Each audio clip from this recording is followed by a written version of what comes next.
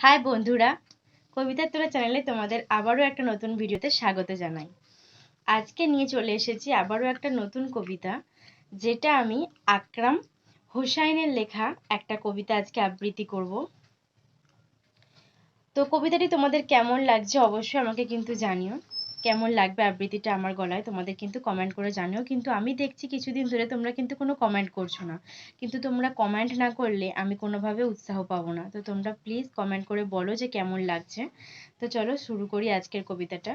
হ্যাঁ, অবশ্যই কবিতাটার নাম তোমরা কিন্তু প্রথমেই পেয়ে যাবে। তোমরা কিন্তু টাইটেলেই পেয়ে যাবে কবিতাটার নাম। কবিতাটার নাম হচ্ছে কালো মেয়ে।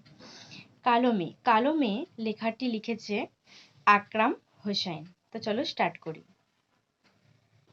গায়ের রংটা কালো বলে দেয় না মানুষ দাম, গায়ের মানুষ দিল আমায় কালো মেয়ে নাম।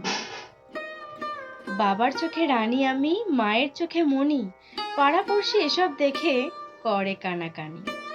মুখ বাগিয়ে বলল সেদিন পাশের বাড়ির বুড়ি, দাও না কেন মেয়ের বিয়ে, বয়স হইল 20।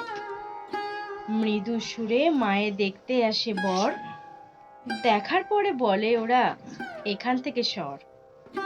বুঝে গেছি এই সমাজে রঙের হয় বিচার, শুনতে হয় রোজ নানান কথা, কালো মেয়ে আমার।